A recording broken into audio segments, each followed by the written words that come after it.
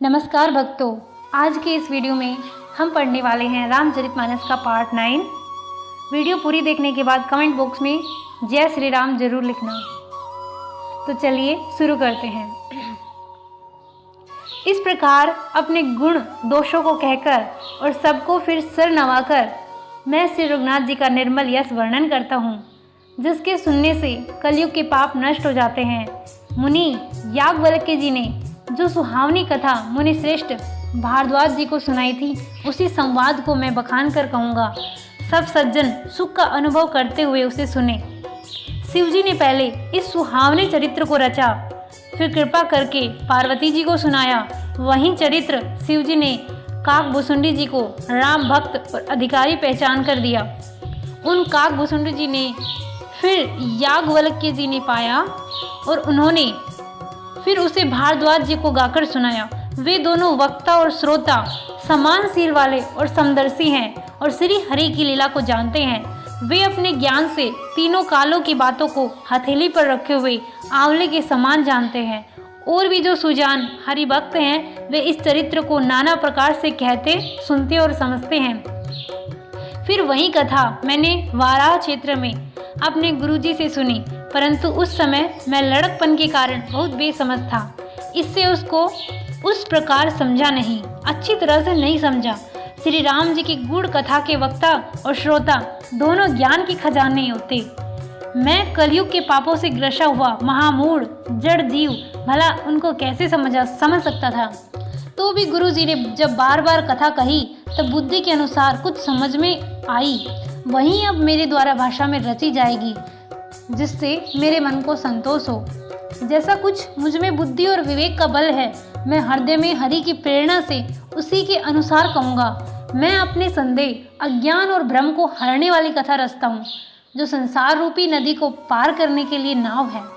राम कथा पंडितों को विश्राम देने वाली और सब मनुष्यों को प्रसन्न करने वाली और कलयुग के पापों को नाश करने वाली है। राम कथा कलयुग रूपी सांप के लिए मोरनी है और विवेक रूपी अग्नि के प्रकट करने के लिए अरणी यानी मंथन की जाने वाली लकड़ी है। अर्थात इस कथा से ज्ञान की प्राप्ति होती है।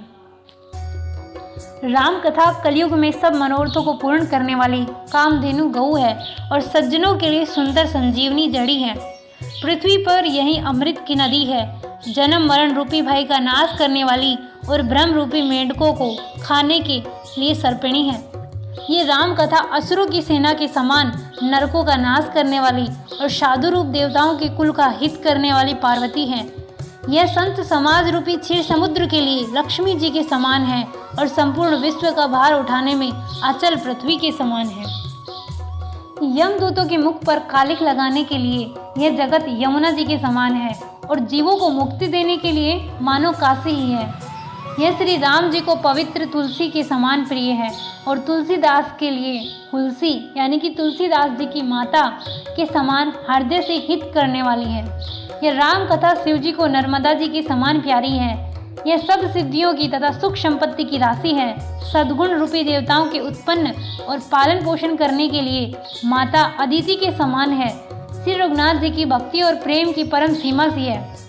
तुलसीदास जी कहते हैं कि राम कथा मंदाकिनी नदी है, सुंदर निर्मल चित्रकूट है और सुंदर स्नेही वन है, जिसमें श्री सीता राम जी विहार करते हैं। श्री रामचंद्र जी का चरित्र सुंदर चिंतामणि है और संतों की सुबुद्धि रूपी स्त्री का सुंदर श्रृंगार है। श्री रामचंद्र जी के गुण समूह जगत का कल्याण करने वाले और मुक्ति, धन, धर्म और परम धाम देने वाले हैं। ज्ञान, वैराग्य और योग के लिए सद्गुरु हैं और संसार रूपी भयंकर रोग का नाश करने के लिए देवताओं के वैद्य हैं। ये श्री राम सीताराम जी के प्रेम के उत्पन्न करने के लिए माता पिता हैं और संपूर्ण व्रत, धर्म और नियमों के बीज हैं। पाप, संताप और शोक का नाश करने वाले और इस लोक और परलोक के प्रिय पालन करने वाले, विचार रूपी राजा के सूरवीर मंत्री और लोभ रूपी अपार समुद्र के सोखने के लिए अगस्त्य मुनि हैं। भक्तों के मन रूपी वन में बसने वाले काम, क्रोध और कलयुग के पाप रूपी हाथियों को मारने के लिए सिंह के बच्चे हैं। शिव जी के पूज्य और प्रियतम अतिथि हैं और दरिद्रता रूपी दावानल के बुझाने के लिए कामना पूर्ण करने वाले मेघ हैं। विषय रूपी सांप का जहर उतारने के लिए मंत्र और महामणि हैं। ये ललाट पर लिखे हुए कठिनता से मिटने वाले बुरे लेखों को मिटा देने वाले हैं। अज्ञान रूपी अंधकार के हरण करने के लिए सूर्य किरणों के समान और सेवक रूपी धान के पालन करने में मेघ के समान है। मनोवांछित वस्तु देने में श्रेष्ठ कल्प वृक्ष के समान और सेवा करने में हरि हर के समान सुलभ और सुख देने वाले हैं। सुकवि रूपी शरद ऋतु के मन रूपी आकाश को सुशोभित करने के लिए तारागण के समान और श्री राम जी के भक्तों के तो जीवन धन ही है। संपूर्ण पुण्यों के फल महान भोगों के समान हैं।